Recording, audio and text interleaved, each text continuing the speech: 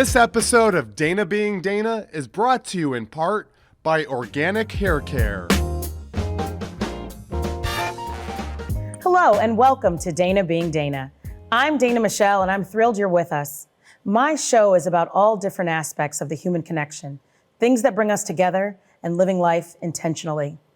In the United States alone, every 60 seconds, 20 people are victims of domestic abuse. That means 300 people will be abused during this episode. Domestic abuse is a prevalent topic that we do not talk about enough. Joining me today are DuPage County State's Attorney Robert Berlin, Devonna Judd, my courageous friend who has experienced domestic violence, and Norma Peterson, Executive Director of Document the Abuse. Norma is also the sister-in-law of Drew Peterson, a former Bolingbrook police sergeant and convicted murderer of his third wife, Kathleen Savio. His fourth wife, Stacy Ann Cales Peterson, is missing and has never been found. She was 23 years old when she disappeared on October 28, 2007.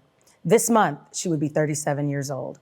Devonna, thank you for being here. Thank you. You have had experience with domestic violence. You said you knew something was very wrong the minute the door shut when you moved in with your ex. What type of abuse did you experience? Emotional, mental, verbal, and physical. The physical went on almost immediately from moving in till the moment I got out.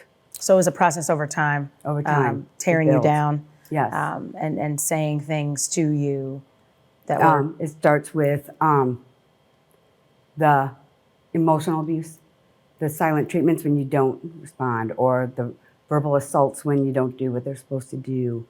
And then it works slowly into the physical abuse. And once they have control, they know that they can manipulate and get the situation where you can't get out, it gets worse. Mm-hmm. Kathleen Savio didn't get out. Stacy disappeared and has never been found. How did you get out of that situation? God and a friend. I opened up to the right person and they gave me a way out, a way to escape. Because when you do anything against an abuser, you have repercussions. So unless you can make a clean escape, you're going to go back because you can't, whether it's animals, kids, family, friends, they will use whatever leverage they can to hurt you. So there's always repercussions when you don't do what the abuser wants you to do.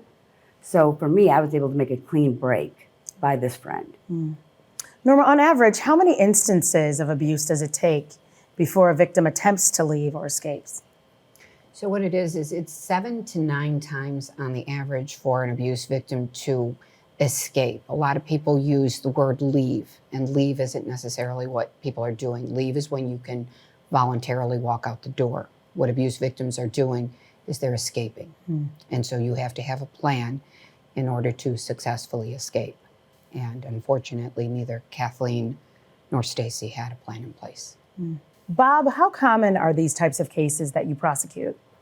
Unfortunately, every year in DuPage County, we have over 1,500 cases of domestic violence. Wow. Last year, over 1,600 cases.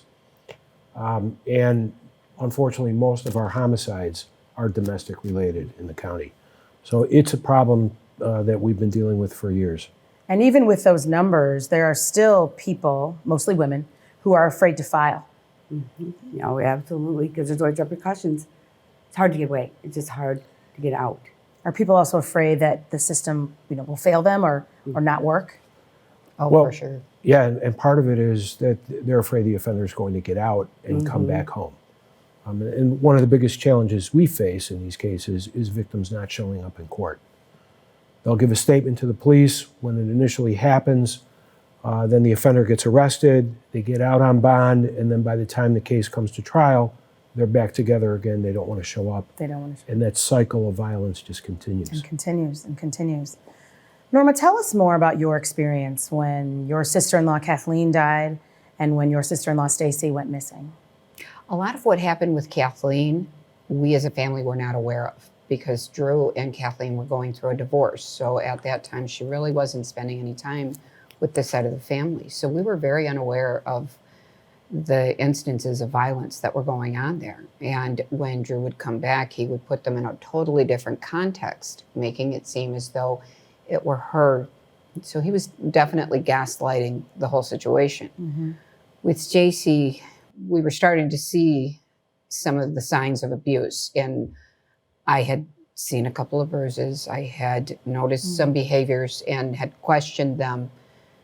But it's difficult because she did not want to expose us to danger. And that's what happens a lot with abuse victims is they are in a position where if they tell anybody, you are now putting that person in danger because now someone else knows. And that's what had happened with Stacy.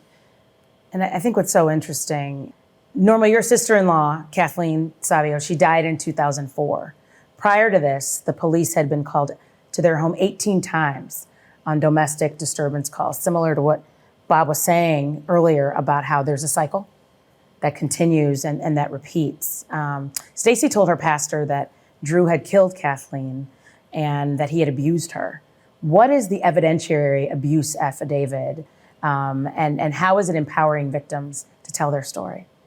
So coming from all the facts that came forward when Stacy went missing and Kathleen's case went to trial, and we saw all the things that were going on, there was a domestic violence awareness advocate by the name of Susan Murphy Milano who wrote a book called Time's Up, How Appropriate. Right. And it was the EAA in a written format. When Kathleen's case came forward and Neil worked with Susan, what they figured out was that they could add a video part to this to make it even more powerful. And Neil's Stacy's pastor. Correct. Who she confided in about her abuse. Correct. And what was missing from that situation was the fact that it wasn't documented. Right. There was no evidence Right. to present for these facts. And how does that present? The how does that evidence present a challenge? Yes. Well, it's hearsay evidence. Right. So it's difficult to get that evidence in the court. Yep. Although it has been done before. It was actually done in the Kathleen Savio prosecution Yes. of Drew Peterson under the forfeiture by wrongdoing doctrine.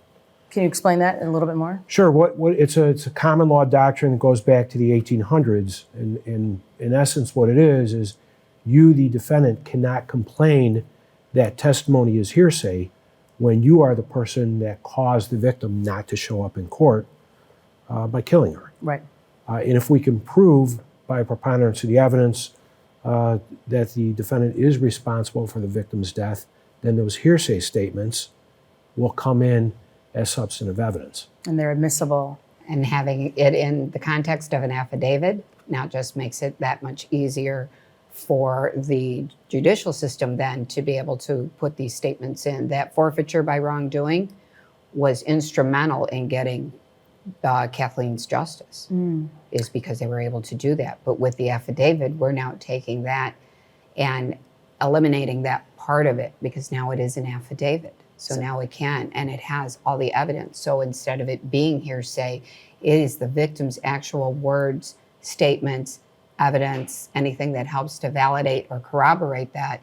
And now we're giving state's attorneys such as Bob and anyone else now that much more to go with when they go to prosecute these types of things. They've got that evidence. Right. So in short, they're able to utilize the EAA, Right. evidentiary abuse affidavit, to collect all of this data. Right, so you can upload hospital reports. Kathleen had 18 police reports. She had, gone to the hospital a couple of times. She had statements that she made. Now imagine if you were able to put all of that in the context and add video format to that, which is what the EAA does. You can do video. You can do video. So imagine how powerful that would have been had they been able to walk not only her statements in, but her actually saying these things that had happened to her. Her voice. In her own voice. Documenting. Saying, this was what was going on with me. Here's my photos. Here's my reports. Here's everything that substantiates everything I am telling you. And to be able to bring that victim's voice forth. Yes. Is just, it's incredibly powerful. It is. It's very powerful. It's incredibly powerful. And so you're able to document that over time, the cycle, that Bob was talking about earlier. Devonna, how long was your abuse? 3 years. 3 years. So over the course of those years, a victim can access Correct. the With EAA. a username and a password. Yep. You can update it as often as you want. And what it is it's kind of like a digital diary. It's a way for victims to have a to safe be place. able to go with, anywhere that's got internet. You can go to your church, your best friend's house, the library, anywhere. So instead of it being an app that can be found or, shows up on a statement somewhere, now you don't have to worry about that. It is free to victims to use in the capacity because we didn't want there to be any financial obstacles. Everybody should have access to this, and they do. I think what Document the Abuse is doing is fantastic. What's your reaction, Bob, to what Document the Abuse is doing, and how can the evidentiary abuse affidavit impact your prosecution work? Well, I think it's a great idea because it will help give us evidence that we need in a lot of these cases. And, we want to hold offenders accountable, especially when they've done something violent. And unfortunately, you have to be able to convince victims to document this, understanding that one of the reasons they're doing it is in the event something really violent occurs. Right. And a lot of victims don't want to accept that that might happen. But it's very powerful evidence. It's very powerful. Many people, especially women, are afraid to file because they often feel like the police and law enforcement systems are not as helpful as they can be. How do constitutional rights play into this situation, particularly of the offenders, and how are they protected based on constitutional rights? So look, every person who's arrested has a Fifth Amendment right to remain silent. Then they have a Sixth Amendment right to counsel. But in every criminal court across this country, the state's burden of proof is beyond a reasonable doubt. And it's a difficult burden in a lot of cases to meet. And I think one of the problems that you're talking about is victims don't have a lot of confidence that the right outcome is going to occur. And then even if it does, that this person's not going to go to jail or prison, that they're going to be back out where they can reoffend. Right. How have the laws changed within the last 2 decades or so to help women and also men who can be victims of domestic violence as well in these situations? Well, I know with the Violence Against Women Act that is, I believe, was just reauthorized, if I am correct. They have added some more power to it because that's what's going on is that a lot of times victims don't feel like I can go forward with what's going to happen to me because, like you said, there's repercussions. So if I decide I'm going to go and do something about this, now I am going to wind up hurting, in some form or fashion because of it. And that's where, again, going back to it being a digital diary, if I don't feel comfortable telling anybody else, at least I can put it out. And sometimes that helps me in seeing where this is progressing to. So, we're still hoping that, they're still going to keep adding to that VAWA, the Violence Against Women Act. And it's not just women. We're seeing an upswing in men being abused. So it is a very, unfortunately, regardless of gender, socioeconomic status, in whatever regard, that someone can be abused, they will. I think the police have gotten a lot better in investigating these cases too. Anytime there's an injury, they're going to make an arrest. They have been trained to get a written or a taped or videotaped statement from the victim so that we can use that as evidence if the testimony changes to make our cases a lot stronger. And we've actually created a training video in DuPage County through our Family Violence Coordinating Council, which has been distributed to all police officers throughout DuPage County to help them recognize some of the signs of domestic violence and improve their investigation in these cases. I think one thing that you said is really important. When there's an injury, they make an arrest. Yes. Because I think that takes the burden off of the victim. I think, and maybe this is TV, but historically in times people would say, well, do you want to press charges? And put the onus on the victim. But if there's evidence of injury, and obviously it's got to be one that they can identify. Yes. But they are going to be arrested. And I think that's a very important point. We're going to take a quick break. We're going to be right back. We're going to be talking about domestic violence and stalker awareness on Dana Being Dana. Don't go away.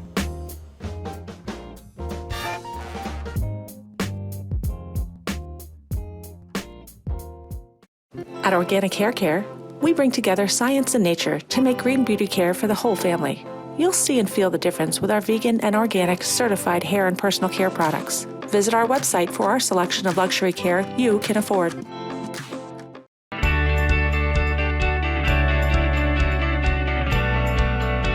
In Naperville, we know that community counts.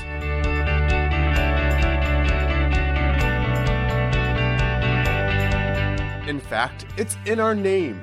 As Naperville Community Television, we have the privilege of showcasing what makes this award-winning city a wonderful place to raise a family, to make a living, and to enjoy life's journey.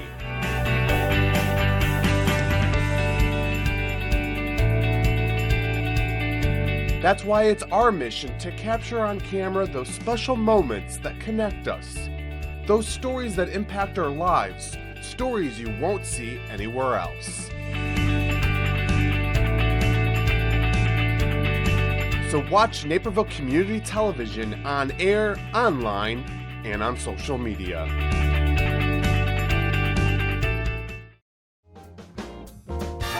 Welcome back to Dana Being Dana, where we are talking about stalker awareness and domestic violence awareness. I want to go back to document the abuse and the evidentiary abuse affidavit. How does one get started by creating their own digital diary to record and document their abuse? So if you go on the website, Document the Abuse, we do have explanations as to who we are, how we got started, and on there is a tab that has the evidentiary abuse affidavit on it. We strongly recommend that victims read through this and take the time to fill one of these out. It is as simple as just with a username and a password, you can get on there. Wherever you have internet, you can get to it. So instead of there being an app that may be found on your phone or something you have to pay for, we didn't want there to be any impediments to victims being able to access this resource. So you just go on there, you read through it. It will walk you through everything that you need to know beforehand. You know, it's going to take some time to fill out, but this is the time that you are investing in your life, in your safety. Can you save it and go back? Yes. And so it as continues. many times. So as we know, it takes 7 to 9 times. Usually there's an escalation in the violence as this is going along. So if you go on there and let's say it's the first or second time you're just writing these things out, that 4th time you can go on there. That 5th time you can go on there and start writing these things out and continue to do so, and it will save it for you. Yeah. And that victim is the only one that sees this. Wow. It's never opened, it's never accessed by anyone but the victim unless you are not here to speak on your own behalf. Then if there is a subpoena from a law enforcement agency or a judicial system, then we can discuss whether these things get brought forth. But other than that, there's no reason for victims not to feel safe in filling these out. So you can upload pictures, Photos, video. yes, email correspondence, text messages, so you can take screen grabs, any and everything that you have available to you. And then to be able to speak these very things that you have in there and say, this is what was happening to me. This is what is happening to me. Wow. And I don't feel comfortable telling anyone else because a lot of times there's shame and blame. Shame and blame. Shame and blame. Absolutely. Absolutely So- huge. How would this have impacted your situation, Devonna? I would have had a safe place to document, and it would have given me a place to record the police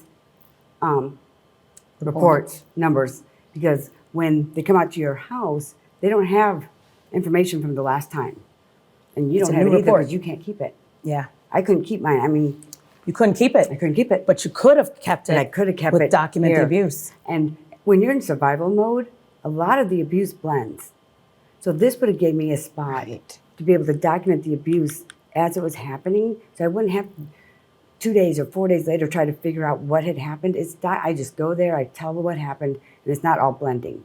I can look back to, oh my goodness, that wasn't yesterday, that was 2 weeks ago, and look how bad, or it's a safe place with no judgment. It would have been huge because nobody knew.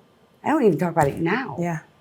So Yeah. that would have been a huge way for me not only to see, but to discuss. And then when I had to go get the order of protection, just pull out. Because you have to die. You know, they ask what abuse happened. You just pull this out. Yeah. And the blending is important because I think many times people don't realize how much abuse happens over time. Yes. How much abuse happens over time. And I think there's something empowering and confidence building. You grow stronger by telling your story. Yes. You grow stronger by telling your story. Yes. And so I think that it can help, and it could help in so many ways. From a prosecution standpoint, Bob, how would the evidentiary abuse affidavit impact with all of these statements, and what would you do when a victim puts all this forward and say they go missing? How would your office respond, in working with the evidentiary abuse affidavit? Well, it gives a great place for investigators to start. Yes. And all of the evidence is right there. So they don't have to spend days and weeks tracking leads down when they have a detailed summary of everything that happened, including dates and times. Then they can look for corroboration. They save all that time. It's a tremendous, tremendous idea, and it will help us immensely in these People cases. could leave phone numbers, contact these people. These are the people who were there. These are the people who saw. This was the address. Yes. This is the police report number. Yes. This is the information. That could be incredible for the prosecution. Very powerful for us. It would make our jobs a lot easier. Yeah. And these cases are difficult to begin with. Yeah. Yeah. Speaking of your jobs, what needs to change in our legal system to better address this area of the law? Well, I think we've come a long way in terms of constitutional rights for victims. Yes. Crime victims have constitutional rights now. That's true. A lot of it's training. And I think, in DuPage County, we've been ahead of the curve training police officers how to investigate these cases. But I think the biggest issue is victims have to have faith in the system. They need to have faith in the police, faith in us that we're going to do the right thing. Because otherwise these cases fall apart and they don't show up in court, and then that cycle continues. And the way to break the cycle is through prosecution and holding these offenders accountable. I think enhancing prosecution, and I think we're in a time, in a place now, perhaps with some of the social movements that we've had, Me Too, Time's Up, where we're speaking out about it, and it's not okay. We don't believe that you just fell down the stairs anymore, right? Right. We're asking questions. We're bringing things to the attention of the people who need to hear it. People are speaking up, I think, now more so than ever. The red flags are being recognized for what they are. In what I'd like to see is more focus on high schools and colleges where you're just starting out. You don't have those types of experiences, or if you come from a background where this was normal life, you don't know any different. So if we can, just like we do with driver's ed, we tell people, okay, so if you see a yellow light, you know to slow down because there is a dangerous situation up ahead. Absolutely. If you see a red light, you know that this is not necessarily a good situation for you to be in. We need to do a better job getting to these younger people to teach them these are yellow flags, these are red flags. When you see them, proceed with caution. They Absolutely. could definitely impact your life. And we need to do a better job there. And we also need to do, I believe, a better job in terms of holding offenders accountable. Because so much of, like you said, the onus is on the victim. They have to go to court. They have to file. They have to do this. They Very have much to so. do that. And all the offender has to do is come to court. So, I mean, that's kind of... there needs to be a better balance between what the offender needs to do and what the victim needs to do. I mean, there has been a lot of progress forward, but what I'd like to see is more onus on the offender to have to either go through a class or to have to do things. Agreed, because I think they're oftentimes dealing with issues that they have not addressed. Right. Many times hurt people. I want to talk about women or young girls, for example, who tend to be the most vulnerable. Women are most vulnerable at the onset of puberty. And if those girls are not poured into, if they're not affirmed or empowered, they often become more susceptible to engaging and staying in unhealthy relationships that lead to domestic violence situations. How can we better empower young girls? Make sure they know that they are special, and they need to not ever doubt themselves. Yep. They are special, and don't let anybody ever treat you as you're common. Yes. You are not common. They are not common. So I think for especially young women and teenage girls, well, all the guys, all the boys, or all the young men, are possessive or jealous or yell. But you're not. Yeah. You're not common. They can that you are special. They need to know they're special, and never let anybody treat them other than they're perfect. There's a Stacy watching, there's a Kathleen watching. What advice do you have for somebody who is watching this episode who is a victim of domestic abuse? Start trying to make an exit plan. You feel stuck, you're not. Just start baby steps, but start thinking of an exit plan. Bob? The victims need to know that we're there to help, that so many people are there to help, and not be afraid to use the legal system. We give victims Cadillac treatment, and we're going to do everything we can to protect them. Yes. And Norma? Well, for me, I just want victims to know that they don't have to go through this by themselves, that there is a way that you can talk about it, even if you can't talk to someone else, by going to the EAA. And it is an investment in your safety and in your life. There's so many people that, love these victims. And to think that they're going through this alone would break our hearts. It broke my heart to know that Kathleen went through all these things by herself, or that she felt that she was alone. Yeah. I don't want victims to feel as though they're alone. Yes. You are not. Yes. The evidentiary abuse affidavit and document the abuse are there for you, and it's there for you to use. I'm It so can glad. make a difference. I'm so glad you all are doing what you're doing. 1 in every 6 women and 1 out of every 19 men in the US have been stalked in their lifetime. Many times it is someone the victim knows. Domestic violence is the leading cause of injury to women, more than car accidents, muggings, and rapes combined. Every year, 1 in 3 women who is a victim of homicide is murdered by her current or former partner. We must turn these conversations into action. If you see something, say something. Document the abuse, because it has to stop. Thank you to my guests for joining me and for the courageous battles that you fight in this space. Special thanks to Organic Hair Care for bringing awareness to this very important topic. Hopefully you've been entertained, if not encouraged or inspired. I do not promise to be an expert, nor do I have all the answers. I am just Dana, being Dana. See you next time.